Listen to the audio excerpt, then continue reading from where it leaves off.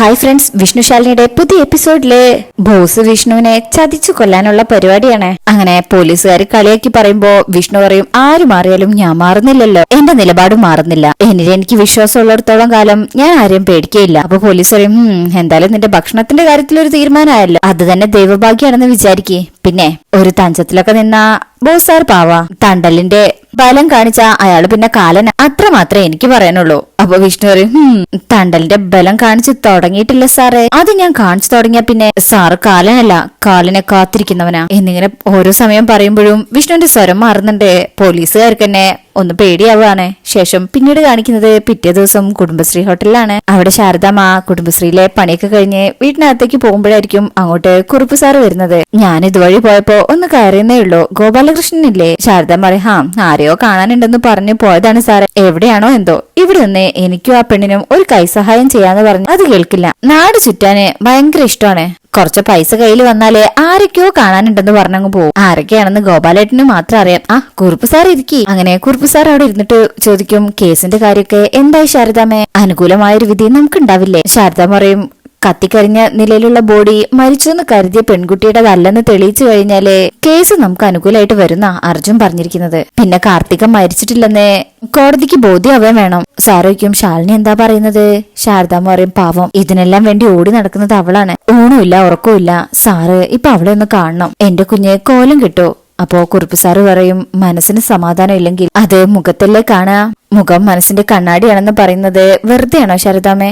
എന്ത് വിഷമമുണ്ടെങ്കിലും അറിയാൻ പറ്റും. വിഷ്ണു ഈ ഒരു അവസ്ഥയിൽ നിൽക്കുമ്പോ ശാലിനിക്ക് നമ്മളെയൊക്കെ തൃപ്തിപ്പെടുത്താനായിട്ട് ചെറിയൊരു പുഞ്ചിരി മുഖത്ത് വരുത്താൻ കഴിയുന്നുണ്ടെങ്കിൽ അതൊരു മഹാഭാഗ്യമായിട്ട് വേണം കരുതാൻ. അങ്ങനെ ഒരു നൂൽപാലത്തിലൂടെയാ അവളിപ്പോ കടന്നു പോകുന്നത്. ശാരദം പറയും, എന്നും കണ്ണീരും കയ്യുമായിട്ട് കഴിയാനാ എന്റെ കുട്ടിക്ക് യോഗം. ഓരോ പെൺകുട്ടികൾക്കും ഓർക്കാവുന്ന നല്ല കാലം ചെറുപ്പകാലമാണ്. അച്ഛനമ്മമാരുടെ സംരക്ഷണയിൽ ഒരല്ലലും ഇല്ലാതെ കഴിയുന്ന കാലമായിരിക്കും എല്ലാ മക്കൾക്കും ഉണ്ടാവുക. പക്ഷെ ശാലിനിയുടെ കാര്യത്തിലെ അതും നേരെ വിപരീതമായിരുന്നു. ഒരുപാട് ബുദ്ധിമുട്ട് എന്റെ കുട്ടി അനുഭവിച്ചിട്ടുണ്ട്. വളർന്നിട്ടും കല്യാണം കഴിച്ചിട്ടെങ്കിലും കിട്ടിയോ അവൾക്ക് നല്ലൊരു ജീവിതം എന്നിങ്ങനെ പറഞ്ഞോണ്ട് നിൽക്കുമ്പോഴായിരിക്കും ശാരദാമ്മയ്ക്ക് ഒരു കോള് വരുന്നത്.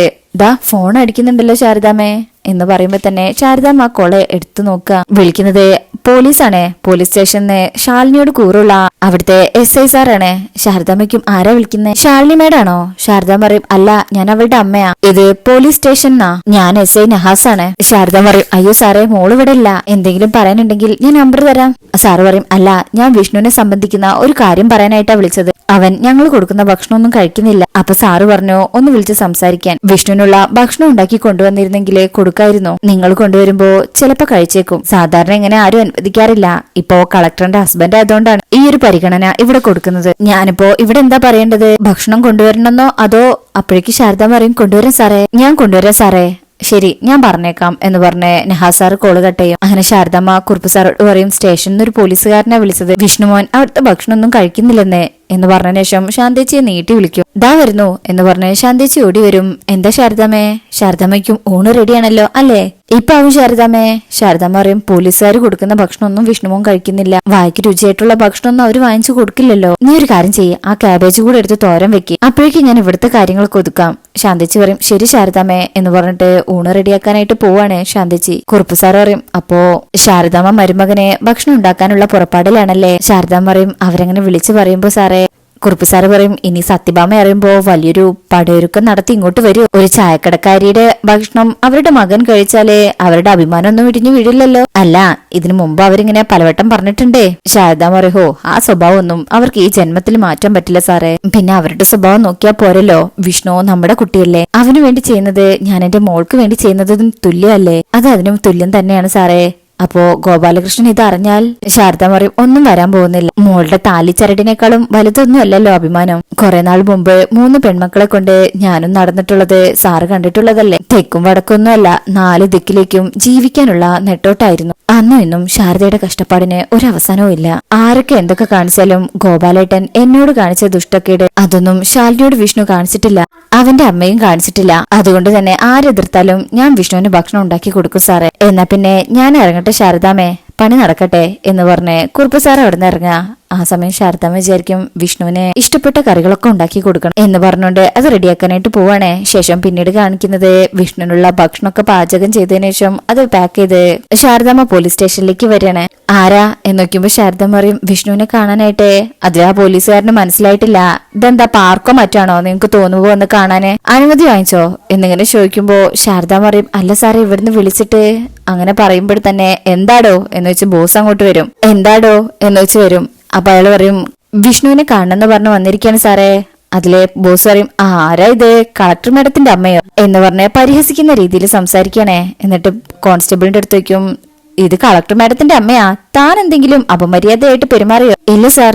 ശാരദാമ്മയോട് പറയും സോറി ആളറിയാതെ. അയ്യോ സാരമില്ല, നിങ്ങൾ നിങ്ങളുടെ ജോലിയല്ലേ ചെയ്തത്. ബോസിന്റെ അടുത്ത് പറയും ഞാൻ ഇത്തിരി ഭക്ഷണമായിട്ട് വന്നിരിക്കാം, വിഷ്ണുവിന് കൊടുക്കാൻ. ബോസ് പറയും അയ്യോ അത് അനുവദിക്കാൻ റൂളില്ലല്ലോ, ലോക്കപ്പിൽ കിടക്കുന്നവർക്കേ ഞങ്ങൾ ഇവിടുന്ന് ഭക്ഷണം വാങ്ങിച്ചു കൊടുക്കാറാണ്, പുറത്തുനിന്ന് കൊണ്ടുവന്ന് കൊടുക്കാൻ നിർവാഹമില്ല. ശാരദാമ്മ പറയും പക്ഷേ എന്നെ വിളിച്ചിട്ടുണ്ടായിരുന്നു, വിഷ്ണു ഭക്ഷണം കഴിച്ചിട്ടില്ല, കുറച്ച് ഭക്ഷണം ഉണ്ടാക്കി കൊണ്ടുവരണം എന്ന് പറഞ്ഞിട്ട്. അപ്പോഴേക്കും മറ്റൊരു പോലീസ് വന്നിട്ട് പറയും സാറേ SI സാറ് വിളിച്ചു പറഞ്ഞിരുന്നു. അല്ല സാറേ സാറപ്പോ സമ്മതിക്കുകയും ചെയ്തായിരുന്നല്ലോ, ഇവിടുത്തെ ഭക്ഷണമൊന്നും അവൻ കഴിക്കുന്നില്ല സാറേ, അതുകൊണ്ടാ SI സാർ ഇങ്ങനെ വിളിച്ചു പറഞ്ഞത്. ബോസ് പറയും ഓ SI സാർ വിളിച്ചു പറഞ്ഞിട്ടാണെങ്കിൽ കൊടുക്കട്ടെ അല്ലേ, ഞാനായിട്ട് എതിര് പറയുന്നില്ല, എന്തായാലും കൊണ്ടുവന്നതല്ലേ തിരിച്ചു കൊണ്ടുപോകണ്ട, ഭക്ഷണം നേരിട്ട് കൊടുക്കാൻ നിങ്ങൾക്ക് പറ്റില്ല, അയാളുടെ കയ്യിൽ കൊടുത്തേക്ക്, സമയമാകുമ്പോ ഞങ്ങൾ കൊടുത്തോളാം. ശരി എന്ന് പറഞ്ഞ് ശാരദാമ്മ അത് കൊടുക്കണേ. അങ്ങനെ പോലീസുകാരൻ അത് വാങ്ങിക്കും. ബോസ് പറയും ഇതാ മുറിയിലേക്ക് മാറ്റി വെക്ക്, സമയമാകുമ്പോ കൊടുത്താൽ മതി, ഇനി ഇതിലെന്തെങ്കിലും ചതിയുണ്ടോന്ന് അറിയില്ല. അങ്ങനെ അങ്ങേര് അതുമായിട്ട് അവിടുന്ന് അങ്ങ് പോകും. ശാരദാമ്മ അവിടുന്ന് പോവാൻ മടിച്ചിട്ടാ നിൽക്കുന്നത്. ബോസ് പോകുമ്പോ ശാരദാമ്മ പറയും അല്ല സാറേ ഞാൻ വിഷ്ണുമോനെ ഒന്ന് കണ്ടോട്ടെ, ഒന്ന് കണ്ടാ മതി. ബോസ് പറയും അതൊന്നും ഞങ്ങളുടെ റൂളിൽ പെട്ടതല്ലല്ലോ. ശാരദാമ്മ പ്ലീസ് ദയവ് ചെയ്ത്.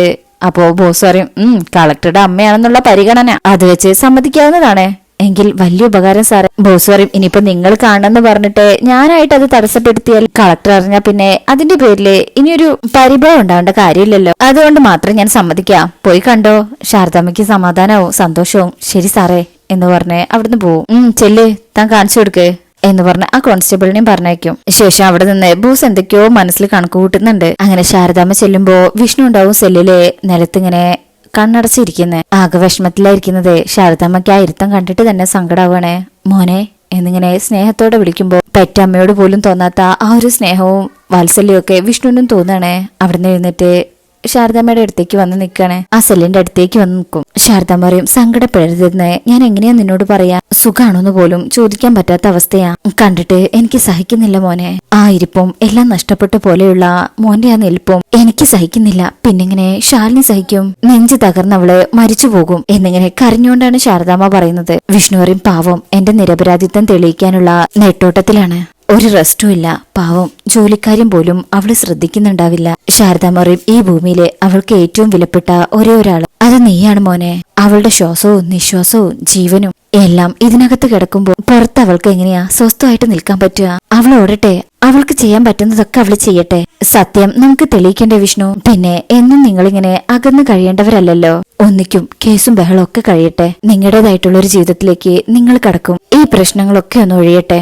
വിഷ്ണു പറയും ഒന്നും ഒഴിയില്ല, ഒഴിയാൻ ചുറ്റുമുള്ളവരെ സമ്മതിക്കില്ല അമ്മേ, ഒന്നിനു പിറകെ ഒന്നായി ഓരോന്ന് തന്നുകൊണ്ടേയിരിക്കും, അത് നമ്മുടെ തലയിൽ അടിച്ചേൽപ്പിക്കും കാര്യത്തില് ശാരദാമ്മ വിളിക്കുന്ന ഈശ്വരന്മാരും ഒട്ടും പുറകോട്ടൊന്നുമല്ല. ശാരദാമ്മ പറയും മോനെ അങ്ങനെയൊന്നും പറയില്ലെന്ന് പറയുമ്പോഴേക്കും വിഷ്ണു പറയും ഒരു പ്രശ്നം തീരുമ്പോ അല്ലെങ്കിൽ തീർക്കുമ്പോ കൃത്യമായിട്ട് മറ്റൊരു പ്രശ്നം കൊണ്ടുവന്ന് ഇട്ടു തരും, പിന്നെ അത് തീർക്കാനുള്ള ഓട്ടാ, ഓടി ഓടി തളർന്ന് ജീവിതത്തിലിപ്പോ ഒരു മരവിപ്പും ഒരു മടുപ്പൊക്കെ തോന്നി തുടങ്ങി, എന്തിനാ ഇങ്ങനൊരു ജന്മം ഓർത്തു പോവാ, മനസ്സുകൊണ്ട് സ്വന്തം ജീവിതത്തെ ശപിക്കുന്നൊരവസ്ഥയില്ലേ, ഞാനിപ്പോ അങ്ങനെ ഒരു അവസ്ഥയിലാ എന്നൊക്കെ ഇങ്ങനെ നെഞ്ചു നേറിക്കൊണ്ടാ വിഷ്ണു പറയുന്നത്.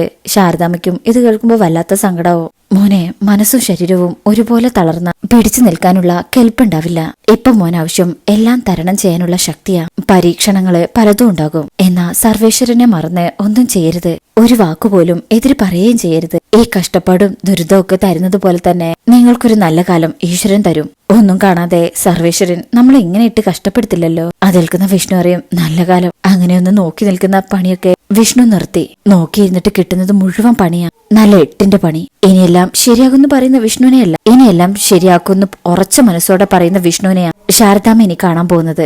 അത് ഞാൻ തീരുമാനിച്ചു കഴിഞ്ഞു. താഴ്ന്നു നിൽക്കും തോറും തലയിൽ ചവിട്ടിക്കൊണ്ടേയിരിക്കുക, ആ ചവിട്ട് കൊള്ളാതെ നിവർത്തി നിൽക്കാൻ പറ്റുമെന്ന് ഞാനിപ്പോ ശ്രമിച്ചു നോക്കിക്കൊണ്ടിരിക്കുകയാണ് ശാരദാമ്മേ. ശാരദാമ്മ പറയും, എല്ലാം ശരിയാവും മോനെ. ശാലിനിയും മോനും ഒന്നിക്കുന്നൊരു ദിവസം ഉണ്ടാകും. അന്ന് നിങ്ങളെ ഇന്ന് പരിഹസിക്കുന്നവർക്കെല്ലാം അസൂയ ഉണ്ടാക്കുന്ന രീതിയിൽ നിങ്ങൾ ജീവിച്ചു കാണിക്കണം. പരസ്പരം സ്നേഹിക്കാൻ വേണ്ടി മാത്രം ജീവിക്കുന്ന രണ്ടുപേര്. അത് എന്റെ ഒരു ആഗ്രഹമാണ് മോനെ. ഞാൻ വിളിക്കുന്ന എന്റെ ഈശ്വരന്മാരോട് ഞാൻ പറയുന്നതും അത് തന്നെയാ. നിങ്ങൾക്ക് വേണ്ടി കൃഷ്ണനെ വിളിച്ച് ശല്യം ചെയ്യാത്ത ഒരു നേരം പോലും ഇല്ല മോനെ എന്റെ ജീവിതത്തിൽ. വിഷ്ണു പറയും, ശാരദാമ്മയുടെ കൃഷ്ണനെ ഞങ്ങളോട് വലിയ അസൂയ.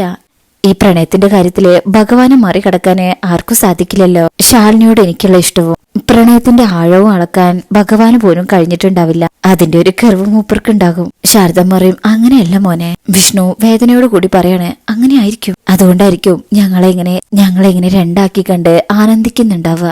എന്നാലും ഇതിനൊരു അവസാനം ഉണ്ടാവുമല്ലോ. മരിക്കുന്നതിന് തൊട്ടു മുമ്പെങ്കിലും കുറച്ചു സമയെങ്കിലും അത് മരുതി ശാരദാമ്മയെ ഒന്നിച്ചു നിന്ന് കാണിച്ചു കൊടുക്കും. ഞങ്ങൾ അകറ്റി നിർത്തുന്ന ഭഗവാന്മാർക്കും പിന്നെ ഞങ്ങൾ ഒരിക്കലും ഒന്നിക്കരുതെന്ന് ആഗ്രഹിക്കുന്നവർക്കും കാണിച്ചു കൊടുക്കും എന്നിങ്ങനെ സങ്കടത്തിലും ഭാഷയിലും വിഷ്ണു പറയണേ. അങ്ങനെ ശാരദാമ്മ വിഷ്ണുവിന്റെ കൈ ഇങ്ങനെ മുറുകെ പിടിക്കും. ശാരദാമ്മ കരഞ്ഞോണ്ടാ പറയുന്നത്, ഞാൻ പോട്ടെ മോനെ. ഇനി നിന്നാ ഞാനും കരയും, നീയും കരയും. മനസ്സ് വിഷമിപ്പിക്കരുതെന്നൊന്നും ഞാൻ പറയുന്നില്ല. ഈ ഒരു അവസ്ഥയില് അങ്ങനെ ഒരു വാക്ക് പറയാനാവില്ലല്ലോ. പ്രാർത്ഥിക്ക, ഈശ്വരനെ വിളിക്ക. ഈ പ്രതിസന്ധി തരണം ചെയ്യാനുള്ള ശക്തി ഉണ്ടാവണേന്നും ശത്രുക്കളുടെ ശക്തി കുറച്ചു തരണേന്നും നന്നായിട്ട് പ്രാർത്ഥിക്ക. പിന്നെ ഞാൻ ഭക്ഷണം കൊണ്ടുവന്ന് കൊടുത്തിട്ടുണ്ട്, മോനത് കഴിക്കണം. മോന് ഇഷ്ടപ്പെട്ടിട്ടുള്ള കറികളൊക്കെ ഉണ്ടാക്കിയിട്ടുണ്ട്. ശാരദാമ്മയുടെ വിഷ്ണു മറുപടി ഒന്നും പറയുന്നില്ല.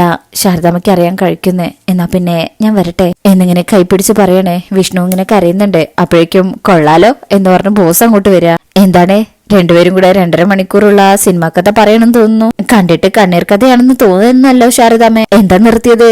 1 മണിക്കൂർ കൂടി അങ്ങ് പറഞ്ഞോടാ. വിഷ്ണുവിന് ദേഷ്യം വരുന്നുണ്ട്. പിന്നെ ഇതാ കളക്ടറുടെ അമ്മയും അകത്ത് കിടക്കുന്നത് കളക്ടറുടെ ചങ്കൊക്കെ ആകുമ്പോ ഒരു 3-3.5 മണിക്കൂർ പറയാനുള്ള ബാഹുബലി കഥയൊക്കെ കാണുമല്ലോ. പിന്നെ കഥക്കിടയിലെ ഒരു വില്ലന്റെ പരിവേഷത്തിലുള്ള എന്റെ ഈ വരവൊരു കുഴപ്പമായല്ലേ. അല്ലെങ്കിലും ഈ എല്ലാ കഥയിലും പോലീസ് വില്ലനാണല്ലോ. കള്ളനും പിടിച്ചുപറിക്കാരനും ഒരു കൊലപാതകിയൊക്കെ നായകനും. പാവം വില്ലൻ പോലീസ് പട്ടിയെ പോലെ അടിവാങ്ങിച്ചു കൂട്ടേം വേണം. പക്ഷെ ഇവിടെ കഥ നേരെ തിരിച്ചാ. വില്ലൻ പോലീസ് അടി വാങ്ങിക്കില്ല, നല്ലോണം കൊടുക്കും, നല്ല ഭംഗിയായിട്ട് കൊടുക്കും. നായകൻ അടി കൊണ്ടേ ചോര തുപ്പുന്നത് വരെ കൊടുക്കും. ശാരദാമ്മയ്ക്ക് ഇതൊക്കെ കേൾക്കുമ്പോ വല്ലാതെ പേടിയാവുന്നുണ്ട്. അത് ബോസിന് മനസ്സിലാവുന്നുണ്ട്. അങ്ങനെ ശാരദാമ്മയോട് വിഷ്ണു പറയും, ശാരദാമ്മ പൊക്കോ. ബോസ് അപ്പോ ശാരദാമ്മയോട് പറയും, ഈ പോലീസുകാരെ കണ്ണിൽ ചോരയില്ലാത്തവരൊന്നുമല്ല, അതുകൊണ്ടാ ഇവന് കുറച്ച് നല്ല ഭക്ഷണം കിട്ടിക്കോട്ടെ എന്ന് വിളിച്ചു പറഞ്ഞത്. ഇനിയും ഭക്ഷണം വല്ലതും വേണമെങ്കിൽ ഞാൻ വിളിച്ചു പറയാം. ശാരദാമ്മ പറയും, ഓഹ് ശരി എന്ന് പറഞ്ഞ ശേഷം വിഷ്ണുവിന്റെ അടുത്തും മൗനത്തിൽ ഇങ്ങനെ നോക്കിക്കൊണ്ട് യാത്ര പറഞ്ഞ് ശാരദാമ്മ എവിടുന്ന് പോവാ. പോയി കഴിഞ്ഞാൽ ബോസ് പറയും, കുടുംബശ്രീ ഹോട്ടലിൽ നിന്നുണ്ടാക്കിയ ഭക്ഷണം കഴിക്കാൻ നിനക്കും ആഗ്രഹം കാണില്ലേ? എന്നാ പിന്നെ ഭക്ഷണം എടുത്ത് വെക്കാൻ പറയട്ടെ. വിഷ്ണു അതിന് വേണ്ടെന്നും പറയുന്നില്ല. എന്നാ ബോസിനോടാണെങ്കിൽ നല്ല ദേഷ്യമുണ്ട്. അങ്ങനെ വിഷ്ണു മിണ്ടാതെ നിൽക്കുമ്പോ ബോസ് പറയും, പറയാം ഡാ വിജയ എന്ന് വിളിക്കുമ്പോ ആ പോലീസുകാരൻ അങ്ങോട്ട് വരും. അയാളെ ഫുഡായിട്ട് വരികയാണേ. വിഷ്ണുവിനോട് പറയും, നീ വയറ് നിറച്ച് കഴിക്കുകയും ദാ ഇങ്ങനെയുള്ള സഹായല്ലേ എനിക്ക് നിനക്ക് വേണ്ടി ചെയ്തുതരാൻ പറ്റൂ, അത് അവന് കൊടുക്കടോ, അവൻ വയറ് നിറച്ച് കഴിക്കട്ടെ. അങ്ങനെ അയാൾ സെല്ല് തുറന്ന് ആ ഭക്ഷണം കൊടുക്കുമ്പോ വിഷ്ണു ബാക്കിൽ കൈയും കെട്ടി നിൽക്കുക. അത് വാങ്ങിക്കുന്നില്ല. ബോസ് പറയും, വാങ്ങിച്ചടാ, കുടുംബശ്രീ ഹോട്ടലിൽ നിന്ന് നിന്റെ ശാരദാമ്മ കൊണ്ടുവന്ന് തന്ന സ്നേഹം, അത് വയറ് നിറച്ച് കഴിക്കി. വാങ്ങിക്കടാ എന്ന് പറയുമ്പോ വിഷ്ണു അത് വാങ്ങിക്ക. ഈ സമയം അവിടെ ഒരു ചതിയുണ്ട്. അതായത് ശാരദാമ്മ കൊണ്ടുവന്ന ആ ഭക്ഷണത്തില് മറ്റെന്തോ വിഷപദാർത്ഥം ചേർത്തുന്നുണ്ട്, ഒരു പൗഡർ രൂപത്തിലുള്ള. അപ്പോ ബോസ് ഇതൊക്കെ ഇങ്ങനെ ആലോചിക്കുക. അങ്ങനെ വിഷ്ണു അത് വാങ്ങിച്ചു കഴിഞ്ഞാല് അയാള് സെല്ലടയ്ക്കും. അങ്ങനെ വിഷ്ണുവിന്റെ അടുത്ത് ബോസ് പറയും, വയറ് നിറച്ച് കഴിച്ചോളണം, ഒരു വറ്റുപോലും താഴെ കളയാതെ എന്ന് പറഞ്ഞിട്ടാണ് ബോസ് അവിടുന്ന് പോകുന്നത്. ബോസ് പോയി കഴിഞ്ഞാല് വിഷ്ണു ആ ഭക്ഷണം ഇങ്ങനെ നോക്കിയിട്ട് അതെടുത്ത് അവിടെ താഴയിൽ പോയിരിക്കും. എന്നിട്ട് ആ പൊതി തുറന്ന് ആ ഭക്ഷണം ഇങ്ങനെ കഴിക്കാനായിട്ട് വായിൽ വെക്കാനായിട്ട് ഇങ്ങനെ തുടങ്ങുന്നത് കാണിച്ചുകൊണ്ടാ ഈ ഭാഗം കഴിയുന്നത്. അപ്പോ ഇന്നത്തെ റിവ്യൂ ഇഷ്ടപ്പെട്ടിട്ടുണ്ടെങ്കിൽ ചാനൽ എല്ലാവരും ഒന്ന് ലൈക്ക് ചെയ്ത് സബ്സ്ക്രൈബ് ചെയ്ത് സപ്പോർട്ട് ചെയ്തേക്കണേ. താങ്ക്